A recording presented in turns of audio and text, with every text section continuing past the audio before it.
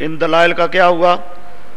ماضی والے دلائل، ماضی والے احسانات، حال والے احسانات، پھر استقبال والے احسانات، سب میں احسان کرنے والا اللہ.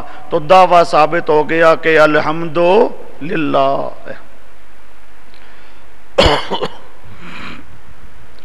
دوسرا سمجھو، دوسرا ربط، بات کو ذرا سمجھو. الحمدللہ رب العالمین،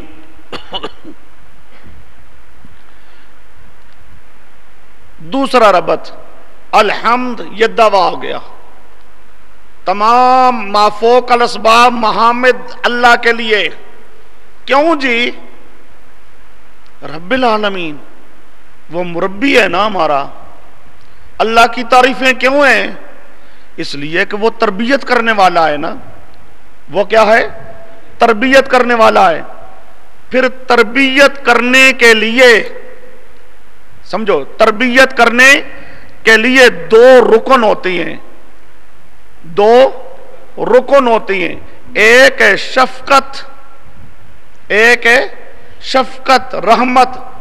دوسرا ہے کہ اگر غلطی کرے تو غلطی پر اس کو سزا دی جائے، تنبیہ کی جائے.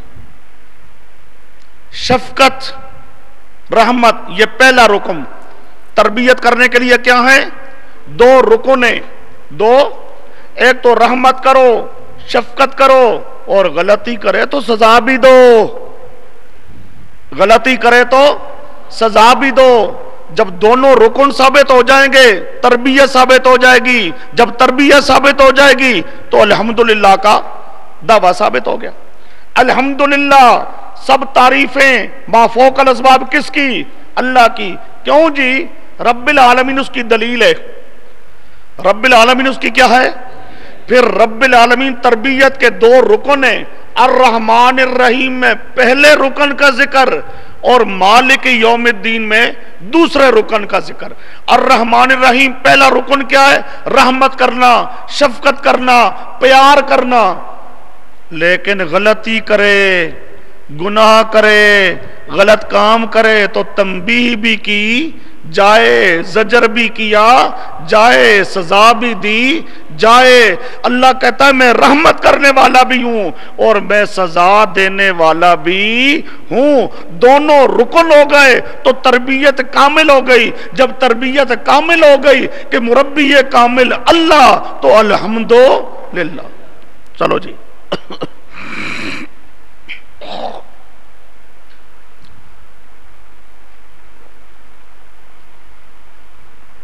اب مالک یوم الدین، قیامت کے دن کا اللہ مالک ہے. قیامت کے دن کا مالک کون ہے؟ اللہ. مالک کون ہے؟ اللہ. یہاں سوال پیدا ہوتا ہے. ایک سوال یہ ہے کہ اللہ تعالی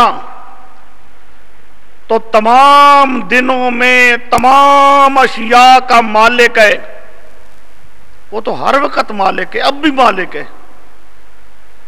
اللہ اب بھی مالک ہے، ہر چیز کا مالک ہے. جب اب بھی مالک ہے تو یہ کیوں کہا گیا یوم الدین کہ قیامت کے دن کا مالک ہے؟ دنیا کا مالک اللہ نہیں ہے؟ دنیا میں بھی ہر چیز کا مالک کون ہے؟ اللہ. جب دنیا میں ہر چیز کا مالک اللہ ہے تو یوم الدین کی تخصیص کیوں کی گئی؟ یوم الدین کی تخصیص کیوں کی گئی؟ جواب سمجھو. دنیا کے اندر بھی ہر چیز کا مالک اللہ ہے، لیکن مجازی مالک دنیا میں اور بھی ہیں. آپ کی کتاب ہے، آپ کے کپڑے ہیں، آپ کا بکسا ہے، آپ کا گھر ہے. اپنی چیزوں کا انسان مالک ہے. دنیا میں بھی مالک بے شک اللہ ہے، لیکن عارضی مالک، مجازی مالک دنیا میں اور بھی ہیں. دنیا میں اللہ پاک نے اپنے بندوں پر احسانات کیے، اپنے بندوں کو مختلف چیزیں اللہ پاک نے عطا کی، جن جن بندوں کو جو کچھ ملا اس چیز کا وہ بندہ کیا ہے؟ دنیا میں مالک ہے۔ تو دنیا میں مالک حقیقی اگرچہ اللہ ہے، لیکن مجازی مالک اور بھی ہیں۔ لیکن قیامت کا دن ایسا ہوگا کہ وہاں عطائی طور پر یا ما تحت الاسباب مجازی مالک بھی کوئی نہیں ہوگا۔ وہ سمجھے قیامت کے دن کی تخصیص کیوں ہے؟ دنیا میں اگرچہ مالک حقیقی اللہ ہے، لیکن اللہ پاک نے اپنے بندوں کو اپنی مختلف چیزیں دے کے مالک بنایا ہوا ہے۔ ما تحت الاسباب، ما فوق الاسباب تو دنیا میں بھی کوئی مالک نہیں ہے، لیکن ما تحت الاسباب، وہ سمجھے ما تحت الاسباب، دنیا میں اللہ پاک نے اپنی مخلوق کو بھی مالک بنایا ہے۔ لیکن قیامت کا دن ایسا ہوگا کہ وہاں مجازی مالک بھی، ما تحت الاسباب مالک بھی کوئی نہیں ہوگا۔ ہر چیز کا مالک کون ہوگا؟ اللہ ہوگا۔ اس لیے یوم الدین کی تخصیص کی گئی۔ اچھا جی، اب مالک یوم الدین، مالک یوم الدین، قیامت کے دن کا مالک اللہ ہے۔ قیامت کے دن کا مالک اللہ ہے۔ اللہ جو چاہے گا فیصلہ کرے گا۔ ایک تھوڑی سی عبارت، یہ آپ کے پاس جو قرآن پاک ہے اس کا صفحہ 5 عقیدہ اسلامیہ، عقیدہ اسلامی عقیدہ، روز جزا کی جزا و سزا اور جنت و جہنم کا مالک ہونا، یہ صفات مختصہ باری تعالی میں سے ہے۔ مالک کون ہے؟ اللہ، اور یہ اللہ کی صفت مختصہ، صفت مختصہ ہے۔ آگے کوئی نوری، ناری، خاکی، چھوٹے سے چھوٹا، بڑے سے بڑا، حتیٰ کہ امام الانبیاء اور ان کے خلفاء بھی اس صفت میں شریک نہیں ہیں، نہ ذاتاً، نہ عطاءً، نہ استقلالاً، نہ اشتراکاً۔ سمجھو ذرا بات کو۔ اب قیامت کے دن مالک کون ہوگا؟ اللہ۔ جزا دینی ہے، سزا دینی ہے، جنت میں داخل کرنا ہے، جہنم میں داخل کرنا ہے۔ مالک کون ہوگا؟ اللہ۔ اس مالک ہونے میں اللہ وحدہ لا شریک ہے۔ اس مالک ہونے والی صفت مختصہ میں اللہ کا کوئی شریک نہیں ہے، نہ ذاتی طور پر اور نہ عطائی طور پر۔ یہ عقیدہ اسلامیہ ہے۔ یہ کیا ہے؟ عقیدہ ہے۔ اس عقیدہ اسلامیہ کا مستدل، اس آیت، اس کا مستدل دلیل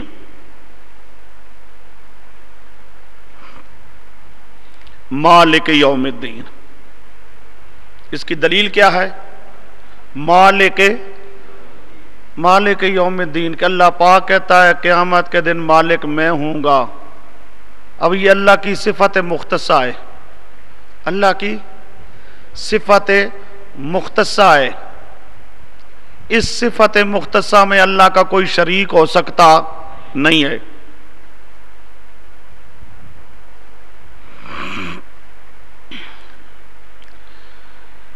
اب اس مالک یوم الدین، اس کا مالک اللہ ہے۔ میں ایک لفظ کہہ چکا تھا پہلے، وہ آئے گا بھی یہاں۔ مالک मालिक से मुराद मालिक कुल्ल अमरिन, हर छोटे बड़े काम का मालिक कौन होगा? अल्लाह। किसी काम का भी समझो, किसी एक जर्रे काम का भी कोई और मालिक नहीं होगा। मालिक कौन होगा? अल्लाह। मालिक कुल्ला अमरिन, मालिक कुल्ला अमरिन, मालिक है हर अम्र का। ये कुल्ला अमरिन मालिक का मफूल भी है। मालिक का क्या है? मफूल भी है, वो अल्लाह ने हज़फ कर दिया है। ये जो मफूल भी हज़फ अल्लाह कर देता है, मुख्तसरुल मानी में मुख्तलिफ फ़वाइद लिखे हुए हैं कि मफूल भी को हज़फ क्यों किया जाता है। उन फ़वाइद में से एक फ़ायदा यह है कि अल्लाह पाक उमूम का माना पैदा करता है। एक फ़ायदा क्या है? ताकि उमूम का माना पैदा हो जाए। अब अल्लाह पाक ने मफूल को हज़फ कर दिया, क्यों? ताकि उमूम पैदा हो जाए। क्या मतलब? हर अम्र का मालिक अल्लाह है, छोटे काम का भी मालिक अल्लाह, ते बड़े काम का भी मालिक अल्लाह। हर अम्र का मालिक कौन है? अल्लाह। हर अम्र का मालिक कौन है? इस मालिक होने में अल्लाह का कोई शरीक नहीं। कोई आदमी कहे चलो जी बड़े काम में नहीं सही, छोटे काम में सही। छोटे काम में कोई और अल्लाह के साथ मालिक होने में शरीक है तो मुशरिक बन जाएगा। एक जर्रा काम का भी कोई और मालिक नहीं है, एक जर्रा काम का भी कोई और मालिक नहीं है। मालिक कौन है? अल्लाह।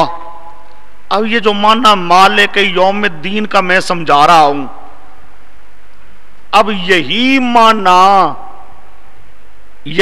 माना असलाफ सालिहीन ने किया। यही माना किसने किया? माना क्या कर रहा हूं कि क़यामत के दिन किसी काम का मालिक कोई भी नहीं होगा। कोई नबी, वली, पीर, फकीर, नूरी, नारी, खाकी, कोई छोटा बड़ा, कोई मालिक नहीं होगा। मालिक सिर्फ अल्लाह होगा और मालकियत में अल्लाह का कोई शरीक नहीं होगा। अब इस माना के लिए माखस, इस माना के लिए फाहम सलफ कि ये माना तुम अपनी तरफ से कर रहे हो या पहले बुजुर्गों ने ये माना किया है। आइए, ये आपके पास लफ्ज आगे लिखा है, तफसीर अव्वल अज इब्ने अब्बास। तफसीर अव्वल अज इब्ने अब्बास।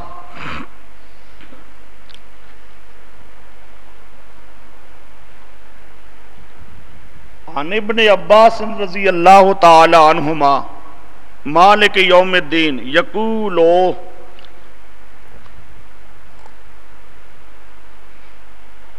अब ये अब्दुल्लाह इब्ने अब्बास माना करते हैं। अब सुनो, मालिक यौमिद्दीन यकूलो कहते हैं। कौन? इब्ने अब्बास। और समझे ये कौन तफसीर कर रहा है? अब्दुल्लाह इब्ने अब्बास रजी अल्लाह ताला अन्हुमा, प्यारे पैगंबर के चचाजाद भाई, प्यारे पैगंबर के सहाबी अब्दुल्लाह इब्ने अब्बास वो माना करते हैं। क्या? ला यमलिको आहा दोनों माहू फी ज़ालिकल यौमे हुक्मन का मिलके हिम फिद दुनिया। बल्ले बल्ले, वाह अब्दुल्लाह इब्ने अब्बास, अल्लाह की लाखों रहमतें हों। यकूलो कहते हैं अब्दुल्लाह इब्ने अब्बास, क्या कहते हैं? ला यमलिको माहू, अल्लाह मालिक होगा और अल्लाह के साथ कोई और मालिक, अल्लाह के साथ कोई और मालिक। आहा दोन, आहा नकरा, नकरा तहतन नफी उमूम, कोई भी, कोई नबी, वली, पीर, फकीर। और समझो ला यमले को हजरत अब्दुल्लाह इब्न अब्बास माना करते हैं किसका? मालिक यौम दीन का, कि अल्लाह मालिक होगा کوئی نبی ولی مالک نہیں ہوگا. لا یملک احد معہ، اللہ کے ساتھ کوئی اور مالک نہیں ہوگا. فی ذالک الیوم حکم من، کسی ایک فیصلہ کرنے کا بھی مالک کوئی نہیں. اور سمجھو کسی ایک چیز کا فیصلہ کرنے کا بھی مالک کوئی نہیں. کا ملکہم فی الدنیا، جس طرح دنیا میں مجازی کوئی مالک ہوتے تھے نا، ماتا تل اسباب، یہ ماتا تل اسباب مالک بھی کوئی نہیں ہوگا. وہ سمجھے قیامت کا دن ایسا ہوگا کہ اس دن مالکیت صرف اللہ کی ہوگی. اس مالکیت میں کوئی نبی ولی شریک نہیں ہوگا. حتیٰ کہ دنیا کے اندر ماتا تل اسباب جو ملکیت ہوتی تھی، قیامت کے دن یہ ماتا تل اسباب ملکیت بھی نہیں ہوگی. یہ تفسیر ابن کثیر صفحہ 25 جلد نمبر 1، تفسیر ابن جریر صفحہ 65 جلد نمبر 1.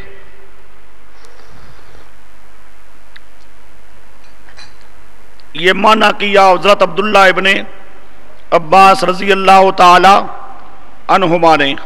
اب آگے ماخذ ہے، اے فی ذالک الیوم لا یکون مالکن،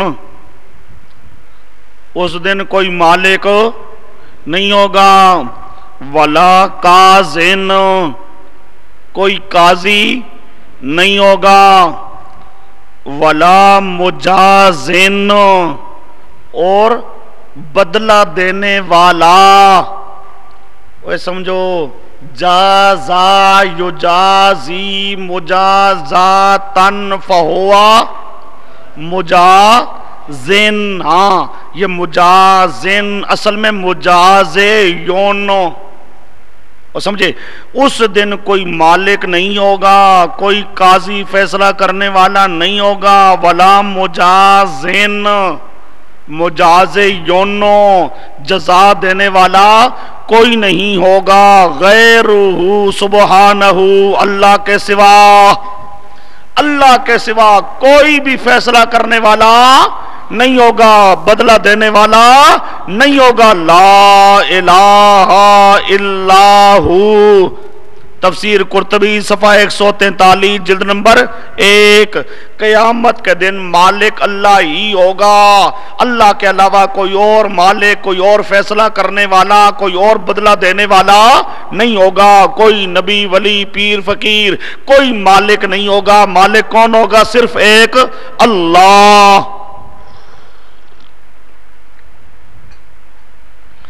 آگے ماخذ نمبر 2 آپ کے پاس لکھا ہے، انما خص یوم الدین. یہاں پر مخصوص طور پہ یوم الدین کا ذکر کیا گیا. کیوں کہتے ہیں لِأَنَّهُ يَنْفَرِدُ يَوْمَئِذٍ بِالْحُكْمِ فِي خَلْقِهِ، کیوں اس لیے کہ اللہ اکیلا ہوگا اس دن بالحکم فی الخلقی، فی خلقی اپنی مخلوق میں فیصلہ کرنے کے ساتھ. اللہ تعالیٰ اس فیصلہ کرنے میں اکیلا ہوگا، اللہ کے ساتھ کوئی اور فیصلہ کرنے والا نہیں ہوگا. زاد المسیر صفحہ 13 جلد نمبر 1. آگے ماخذ نمبر 3، وَالتَّخْصِيصُ بِيَوْمِ الدِّينِ، یوم الدین کی تخصیص کیوں ہے؟ لِأَنَّ الْأَمْرَ فِيهِ لِلَّهِ وَحْدَهُ، کیونکہ اس دن امر اختیار اللہ کا ہوگا. وحدہ، اکیلا، صرف اللہ کا اختیار ہوگا. اس اختیار میں اللہ کا کوئی شریک نہیں ہوگا. تفسیر مدارک صفحہ 6 جلد نمبر 1. آگے ماخذ نمبر 4، لِأَنَّ الْأَمْلَاكَ يَوْمَئِذٍ زَائِلَةٌ، ملکیتیں اس دن زائل ہو جائیں گی. فَلَا مِلْكَ وَلَا أَمْرَ إِلَّا لَهُ، کسی کے پاس ملکیت اور کسی کے پاس اختیار نہیں ہوگا سوائے اللہ کے. املاک ملکیں زائل ہو جائیں گی، وہ سمجھے؟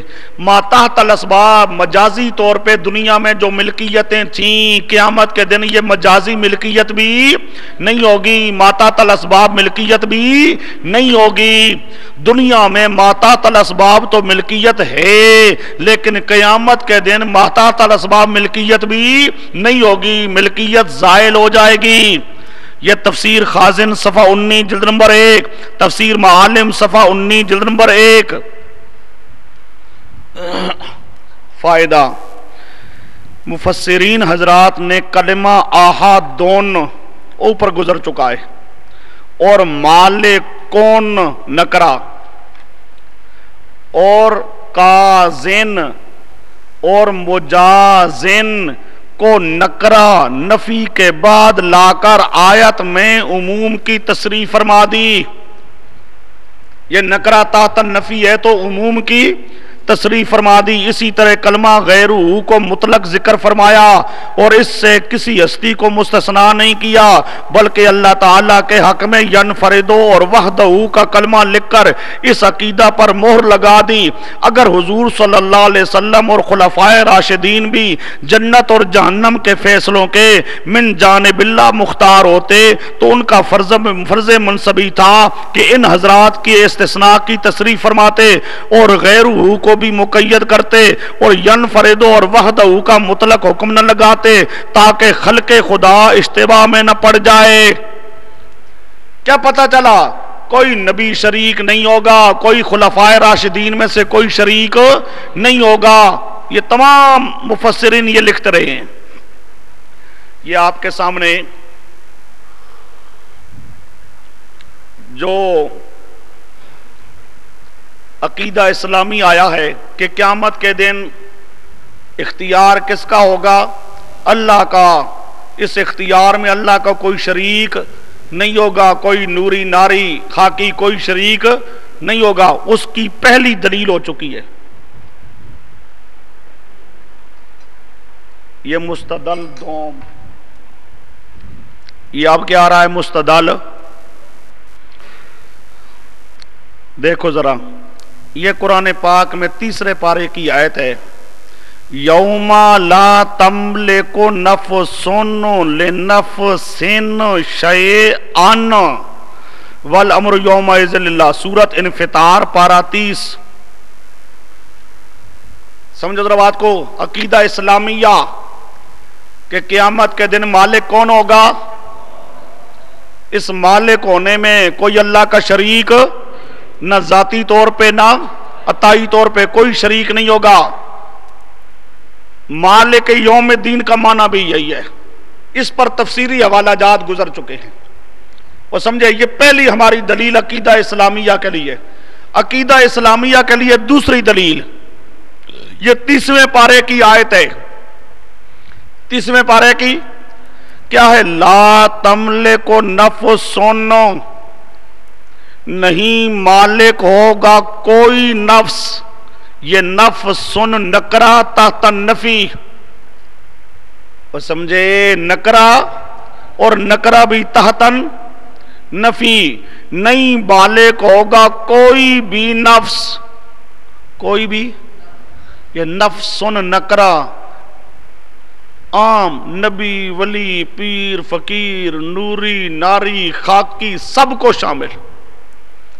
کو بات سمجھ آ رہی ہے؟ سمجھو قرآن پاک کی آیات کا معنی سمجھو۔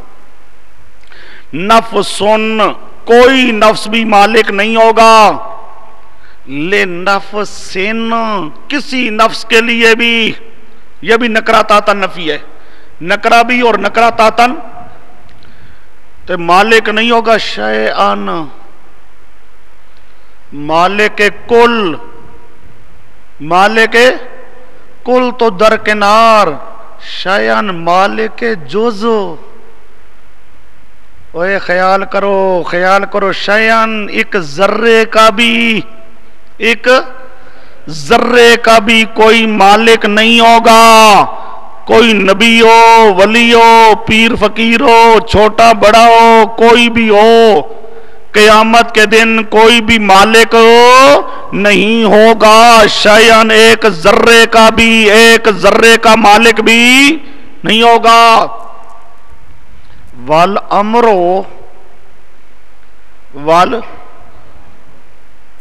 اور اختیار سارے کا سارا، والامر اختیار، سارا اختیار سارا، یومئذ اس دن، کس کا؟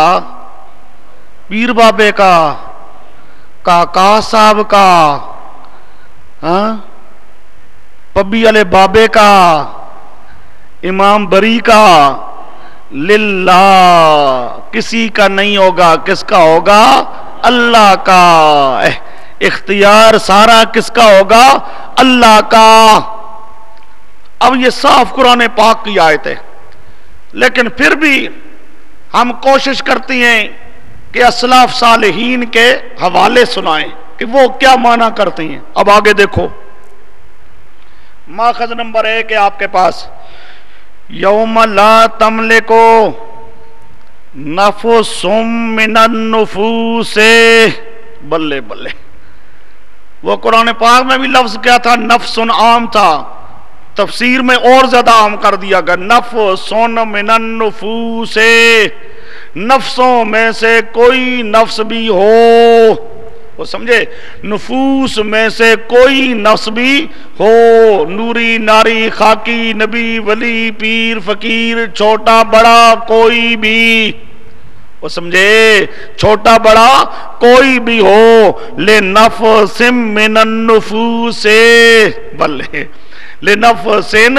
من، کسی نفس کے لیے، شیئا من الاشیاء، شیئا من الاشیاء، اشیاء میں سے کچھ بھی ہو، کسی چیز کا، کوئی نبی ولی پیر فقیر، اور سمجھے، نوری ناری، کوئی چھوٹا بڑا مالک نہیں ہوگا۔ یہ تفسیر روح المعانی صفحہ 68 جلد نمبر 3، تفسیر ابو سعود صفحہ 844 جلد نمبر 4۔ آگے دوسرا ماخذ، یوم لا تملک، واہ، آگے دیکھو ذرا، اب ایسے اہل سنت والجماعت مفسرین معنی کرتے ہیں، سنو، یوم لا تملک کو مالک نہیں ہوگا، بے وجہ من الوجوہ، بے وجہ من کسی لحاظ سے بھی، وہ سمجھے، کسی وجہ، کسی لحاظ سے بھی، فی وقت ما، کسی وقت میں بھی، بلے، وہ سمجھے، قیامت کے دن مختلف اوقات ہوں گے، مختلف، تو قیامت کے دن جتنے وقت ہوں گے، کسی وقت میں بھی، کسی لحاظ سے بھی، نفسن، آگے، ای نفس کانت، بلے بلے، ای نفس کانت، جون سا نفس بھی ہو، ای نفس، جون سا نبی ولی پیر فقیر، جون سا بھی ہو، لنفس شیئن، کلا او جلا، وہ سمجھے، شیئن ایک ذرہ، کلا قلیل ہو، جلا جلیل ہو، چھوٹا ہو بڑا ہو، وہ سمجھے، شے چھوٹی ہو بڑی ہو، کسی چیز کا کوئی بھی ذرہ بھی مالک نہیں ہوگا، کسی لحاظ سے، کسی وقت میں۔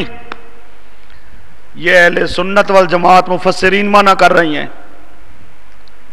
شکر ہے مر گئے ہیں، ورنہ آج لوگ کہتے توبہ، یہ تو بڑے بڑے وہابی ہیں جی، بڑے ڈاڈے وہابی نے جی۔ تفسیر سراج منیر صفحہ 499 جلد نمبر 4،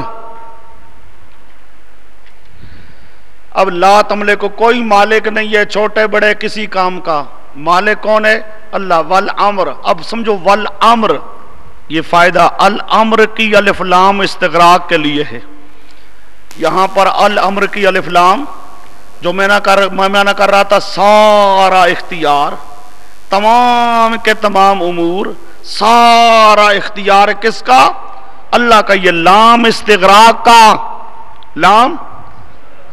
اب اس کی دلیل، اس کی سنو ماخذ.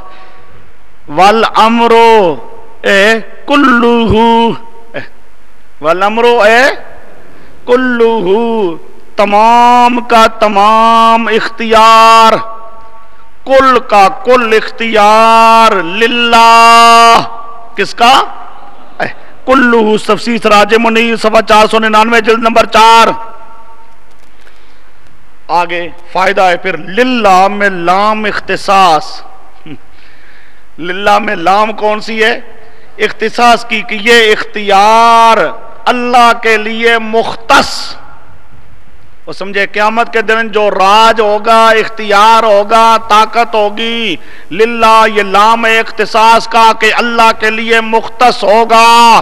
اللہ کے علاوہ کوئی اور اس اختیار کے اندر شریک نہیں ہوگا. لام اختصاص کی ہے ماخذ. واللام للاختصاص والامر، وہ سمجھے واللام للاختصاص، لام اختصاص کی معنی کیا ہے؟ الامر لہو تعالی لا لغیرہ، اختیار سارے کا سارا اللہ کا ہوگا، لا لغیرہ سبحانہ، غیر اللہ کا اختیار نہیں ہوگا. لا شرکتن ولا استقلالن، نہ شریک ہو کر کسی کا اختیار، نہ مستقل ہو کر کسی کا اختیار. ان التصرف جمیعہ فی قبضۃ قدرتہ عز وجل لا غیر، تصرف سارے کا سارا اللہ کے قبضہ قدرت میں ہوگا، لا غیر، کسی اور کے قبضہ قدرت میں ایک ذرہ بھی تصرف کرنے کا اختیار نہیں ہوگا. اہل سنت والجماعت مفسرین پہ اللہ کی لاکھوں رحمتیں ہوں، قرآن پاک کو حل کر کے گئے ہیں. اگر یہ اس طرح حل کر کے نہ جاتے آج ہم مسئلہ سمجھا سکتے تھے؟ بڑا مشکل تھا. اب بھی یہ حوالے سنا کے بھی پھر بھی لوگ مانتے نہیں ہیں، کہتے ہیں وہابی نے جی ہے. اب آؤ جی تفسیر روح المعانی صفحہ 67 جلد نمبر 30. آگے ماخذ نمبر 2، ماخذ نمبر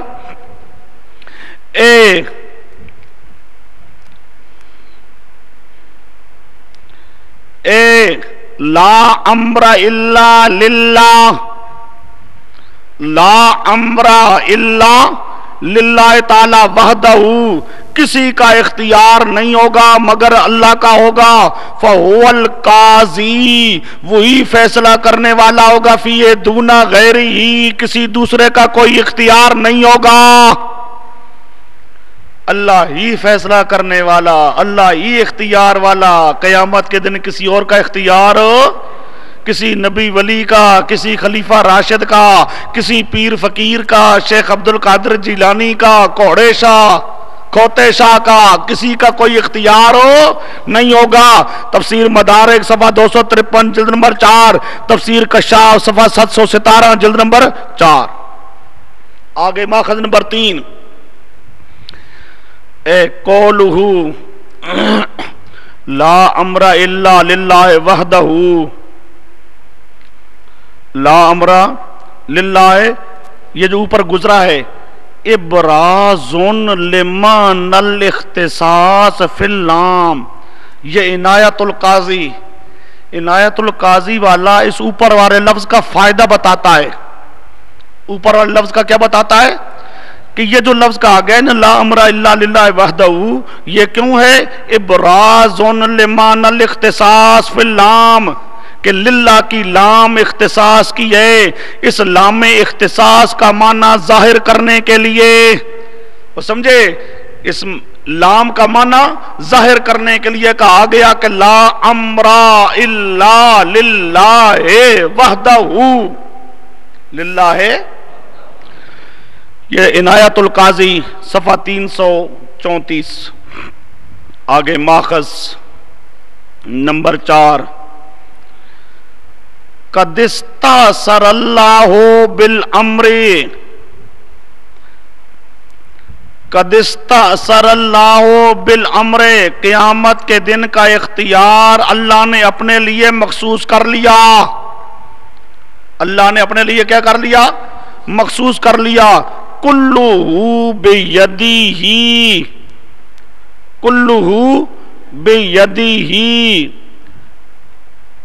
نہ بالامر کلی ہی، بالامر کلی، سارا امر، سارا اختیار اللہ نے اپنے لیے مختص کر لیا. بیدیہ تصریفہ، بیدیہ تصریفہ، اللہ کے قبضہ قدرت میں ہے اس میں تصرف کرنا. اب اس تمام کام میں تصرف کرنے والا کون ہے؟ اللہ. تفسیر مراغی صفحہ 70 جلد نمبر 30. آگے ماخذ نمبر 5، یعنی الدین للہ دون سائر خلقہ لیس لأحد من خلقہ ما هو یومئذ امر ولا نہی. اس دن کسی مخلوق میں سے کسی کا کوئی اختیار نہیں ہوگا. تفسیر ابن جریر صفحہ 79 جلد نمبر 30. اب دو آیتیں آپ کے سامنے آئی ہیں جی، ایک مالک یوم الدین، دوسری تیسرے پارے 30ویں پارے کی یوم لا تملک نفس لنفس شیئا. اس سے دونوں آیتوں سے عقیدہ اسلامی، عقیدہ اسلامی کیا ثابت ہوا کہ قیامت کے دن اختیار صرف اللہ کا ہوگا. اس اختیار میں کوئی نوری ناری خاکی نبی ولی پیر فقیر چھوٹا بڑا کوئی اللہ کا شریک نہیں ہوگا، کوئی اللہ کا شریک نہیں ہوگا. اب اس پر سوال، موجودہ زمانے کا مشرک، بس اللہ پاک ہدایت دے ان کو، کہتے ہیں حضور علیہ السلام اس سے مستثنا ہیں. لو جی، یہ باقی تمام کے لیے ہے کہ باقی مالک کوئی نہیں ہے، نبی پاک کے لیے نہیں.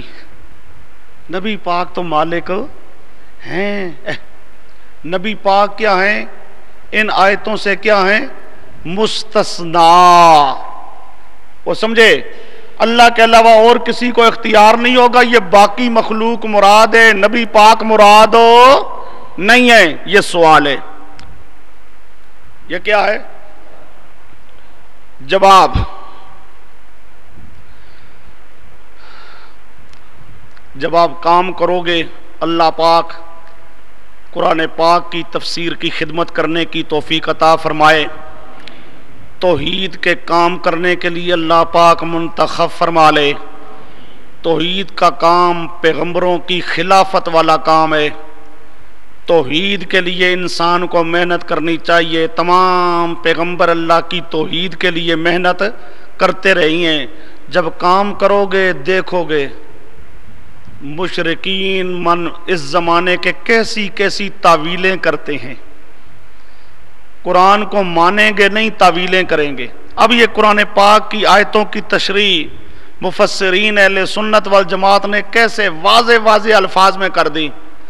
لیکن موجودہ زمانے کے مشرکوں کو دیکھو، وہ کہتے ہیں جی ان آیتوں میں نبی پاک مراد نہیں ہے، ان آیتوں میں نبی پاک مراد نہیں ہے. تو جواب سمجھو، لا تملک نفس احد،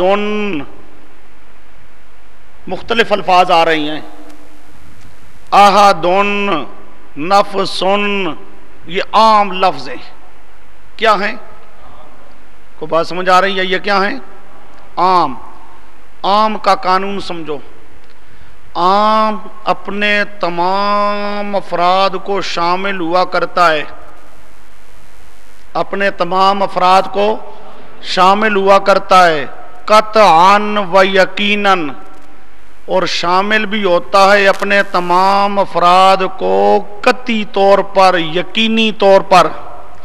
اب نفسن کا لفظ نوری ناری خاکی سب مخلوق، ہر مخلوق کا ہر فرد، ہر مخلوق کا ہر فرد کو یہ شامل ہے قطعی اور یقینی طور پر، ہر پیغمبر کو شامل ہے قطعی طور پر، ہر پیر فقیر کو شامل ہے قطعی طور پر، نبی پاک کو شامل ہے قطعی طور پر۔ جب نبی پاک کو بھی قطعی طور پہ شامل ہے، گویا کہ اللہ پاک کہتا ہے نہ نبی پاک کا اختیار ہے، نہ کسی اور پیغمبر کا اختیار ہے، کسی نبی ولی پیر فقیر زندہ مردہ کسی کا کوئی ایک ذرہ بھی اختیار نہیں۔ اب اگر یہاں سے وہ نبی پاک کو مستثنا کرنا چاہتی ہیں تو مستثنا کرنے کے لیے دلیل قطعی چاہیے۔ یہ عام کیا ہے؟ قطعی۔ عام کیا ہے؟ تو نبی پاک کو مستثنا کرنے کے لیے کیا چاہیے؟ دلیل قطعی۔ اور یار لوگوں کے پاس قطعی طور کے ظنی دلیل بھی کوئی نہیں، قطعی چھوڑ کے ظنی بھی کوئی نہیں۔ اب دیکھو ذرا یہ آگے سوال جواب۔ الجواب اولاً عام قطعی ہوتا ہے، اس کی تخصیص کے لیے کسی دلیل کی ضرورت ہے، تخصیص کی دلیل کی ضرورت ہے جو کہ تمہارے پاس موجود نہیں، اور دعویٰ بدعت دلیل کون سنتا ہے؟ ثانیاً این کے بحمد اللہ تعالی اہل حق کے پاس صحیح اور سچا فرمان نبی آخر الزمان صلی اللہ علیہ وسلم کا ہے کہ آپ بھی باقی مخلوق کی طرح اس عموم میں بلا ریب داخل ہیں۔ اب ان کے پاس تو رسول پاک کے مستثنا کرنے کے لیے کوئی دلیل نہیں، حالانکہ مستثنا کرنے کے لیے دلیل ان کو پیش کرنا چاہیے، ان کے پاس دلیل نہیں۔ ہمارے پاس تو قرآن کی یہ قطعی آیات ہیں، قرآن پاک کی کیا ہیں؟ قطعی آیات ہیں۔ اس سے ہٹ کر بات کو سمجھو، اس سے ہٹ کر ہمارے پاس نبی پاک کا اپنا ارشاد موجود ہے۔ نبی پاک خود کہتے ہیں کہ میں کسی کو بچا سکتا، ہاں نبی پاک خود کہتے ہیں میں بچا سکنے والا نہیں ہوں۔ آئیے یہ ماخذ ہے آپ کے پاس حضرت ابو ہریرہ رضی اللہ تعالیٰ عنہ مرفوعاً روایت، مرفوعاً یعنی رسول پاک صلی اللہ علیہ وسلم کا ارشاد ہے۔ حضرت ابو ہریرہ فرماتے ہیں کہ رسول پاک نے فرمایا کیا؟ یہ آگے لفظ ہیں، یا فاطمہ انقذوا انفسکم من النار، اپنے آپ کو آگ سے بچاؤ، فإنی لا املک لکم من اللہ شیئا۔ سمجھے پیغمبر کریم کیا کہتے ہیں؟ میں ایک ذرہ بھی تمہیں بچا سکنے کا مالک نہیں ہوں، میں ایک ذرہ بھی بچانے کی طاقت نہیں رکھتا۔ لا املک لکم من اللہ شیئا، یہ مسلم شریف کی روایت ہے۔ اسی طرح آگے دوسرے لفظ آ رہے ہیں، لا اغنی عنک من اللہ، لا اغنی عنک من اللہ شیئا۔ حضرت فاطمہ کو خطاب کرتے ہیں، لا اغنی عنک، او فاطمہ اگر بالفرض تو بھی پکڑی جائے نا تو میں بچا سکنے والا نہیں ہوں۔ یہ مشکات ہے، روایت بخاری مسلم کی ہے، بخاری میں بھی مسلم میں بھی۔ اچھا جی، یہ نیچے آپ کے پاس ماخذ نمبر 2 لکھا ہے، اسی آیت کی تشریح کرتی ہیں شیخ عبدالحق محدث دہلوی، شیخ عبدالحق محدث دہلوی۔ عبارت ان کی سنو، مراد آنست اگر مان لی در ملک من باشد، در ملک من باشد بطلب، اما نجات آخرت در ملک من نیست۔ مراد آنست کہ اگر وہاں لفظ آ رہا ہے میرے مال سے مانگنا چاہتی ہے تو مال تو میں دے سکتا ہوں، مال در ملک من باشد بطلب، میرا ملک میرا مال میری ملکیت میں ہے، میرا مال مجھ سے لینا چاہتی ہے تو میری بیٹی وہ مال تو میں دے سکتا ہوں، لیکن اما نجات آخرت، سمجھو، اما نجات آخرت، آخرت میں نجات دے دینا، بچا لینا، در ملک من نیست، میرے اختیار میں نہیں ہے، قیامت کے دن نجات دے لینا میرے اختیار میں نہیں ہے۔ یہ اشیاء اللمعات صفحہ 273 جلد نمبر 4، یہ اوپر والی حدیث کا معنی کرتے ہیں شیخ عبدالحق محدث دہلوی۔ ذکر ہے حضرت فاطمہ کا، حضرت فاطمہ تو پیارے پیغمبر کی پاک بیٹی ہے، بخشی بخشوائی ہے۔ سمجھایا امت کو جا رہا ہے کہ جب پیارا پیغمبر اپنی بیٹی کو بچا سکنے والا نہیں ہے تو کوئی اور بھی کسی کو بچا سکنے والا نہیں ہے، چھڑا سکنے والا نہیں ہے۔ اچھا جی، اب دوسرا سوال،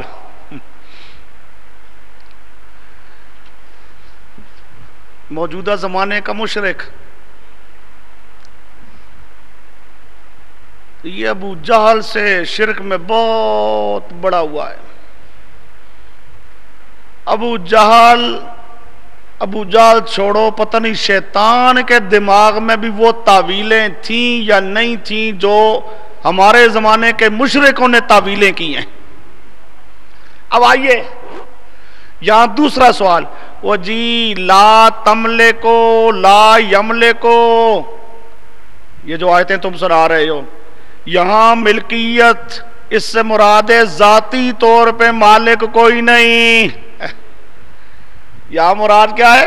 ذاتی طور پہ مالک کوئی نہیں ہے، اور پیر فقیر نبی ولی عطائی طور پہ مالک ہیں۔ یہاں کیا ہے؟ نفی ہے، کون سی ملکیت کی؟ ذاتی ملکیت کی نفی ہے کہ ذاتی طور پہ مالک کوئی نہیں ہوگا۔ اور وہ تو ہم بھی کہتے ہیں جی، اسی جی توحید مندیاں، ہم تو بڑے توحیدی ہیں جی، ذاتی طور پہ مالک کوئی نہیں ہے، ہم جو مالک سمجھتے ہیں عطائی طور پہ اللہ نے عطا کر دیا ان لاڈلوں کو، پیاروں کو۔ اور سمجھے نفی ہے کس کی؟ ملکیت ذاتی کی۔ جواب سمجھو،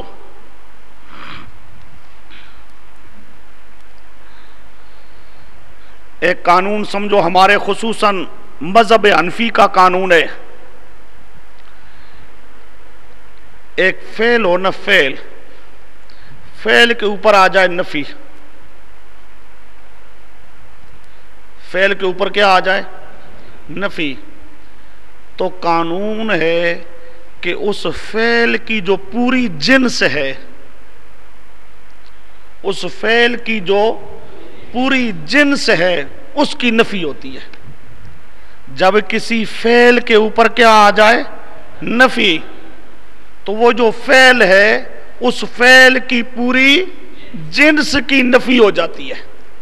اب یہاں پر لا تملکو، لا تملکو ملکیت والا فعل ہے، اس فعل پر آیا لا نفی کا، تو ملکیت والی پوری جنس، ملکیت والی پوری جنس، جنس کیا ہے؟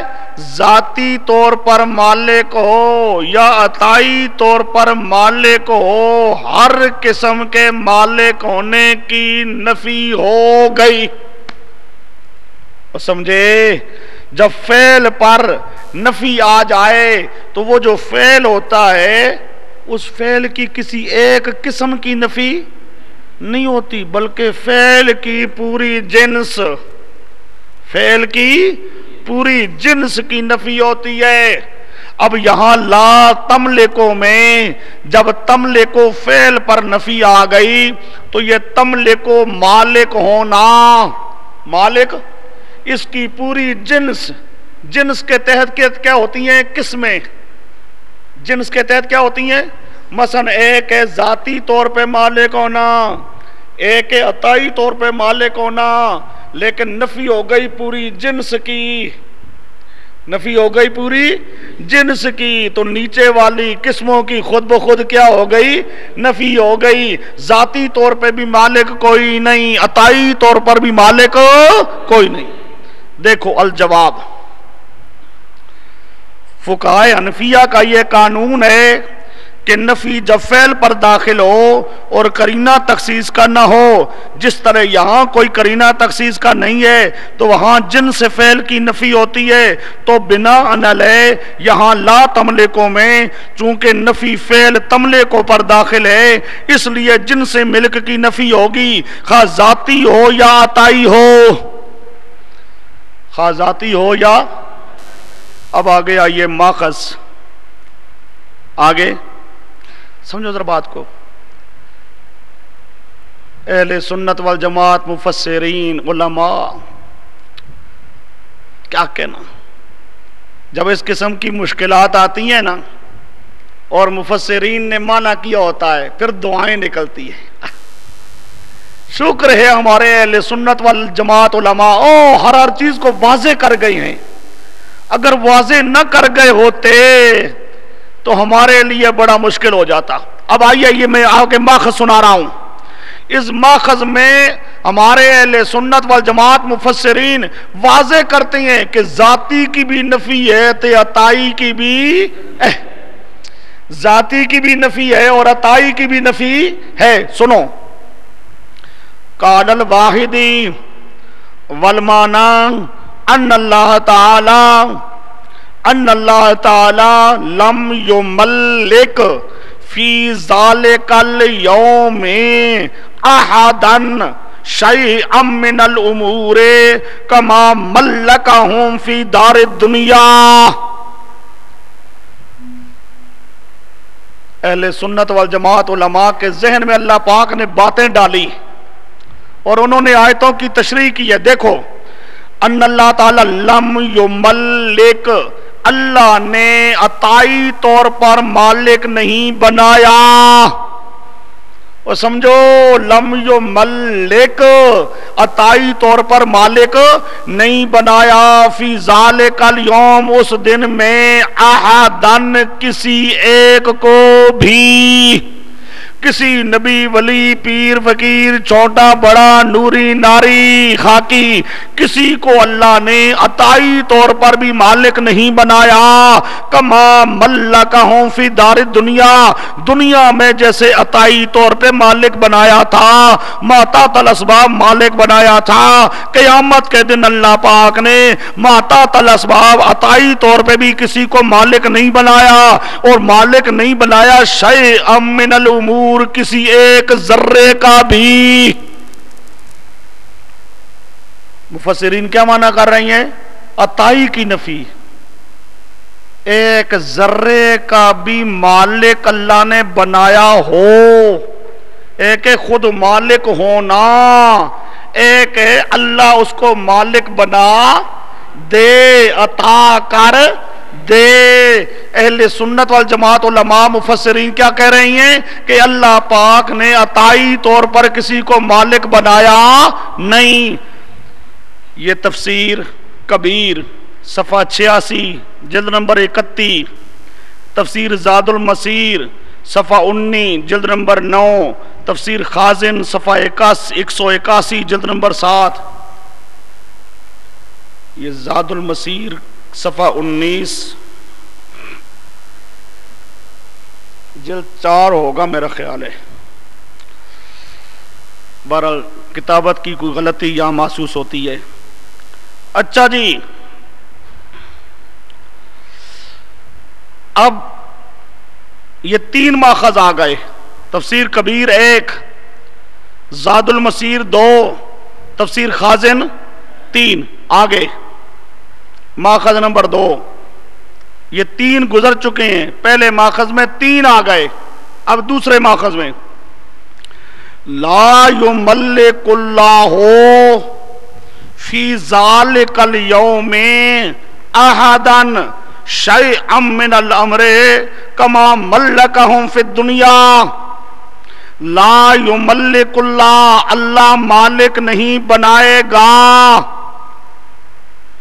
اور سمجھے اللہ مالک بنا دے، عطا کر دے، اللہ مالک نہیں بنائے گا، عطائی کی نفی آ رہی ہے، اللہ مالک نہیں بنائے گا فی ذالک الیوم، اس دن میں احدن کسی کو بھی، اللہ مالک نہیں بنائے گا کسی کو بھی، شیئا من الامر، ایک ذرے کا بھی، ایک ذرے کا بھی عطائی طور پہ اللہ یعنی کسی کو مالک بنا دے، عطا کر دے، اللہ پاک کسی کو یہ ملکیت عطا نہیں کرے گا، کما ملکہم فی الدنیا، جیسے دنیا میں ما تحت الاسباب اللہ پاک نے مالک بنایا تھا، قیامت کے دن ایسے بھی کسی کو مالک نہیں بنائے گا۔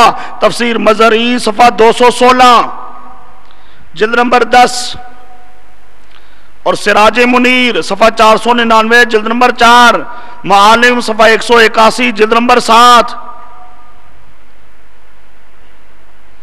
اور تفسیر البحر المحیط صفحہ 437 جلد نمبر 8۔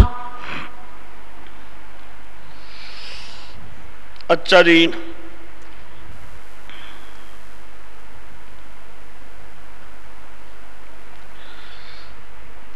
اب سوال ایک اور ہے، سوال یہ ہے کہ اگر نبی پاک بھی مالک نہیں ہے تو اس کا مطلب یہ ہے پھر نبی پاک کا سفارشی ہونا بھی باطل ہو گیا،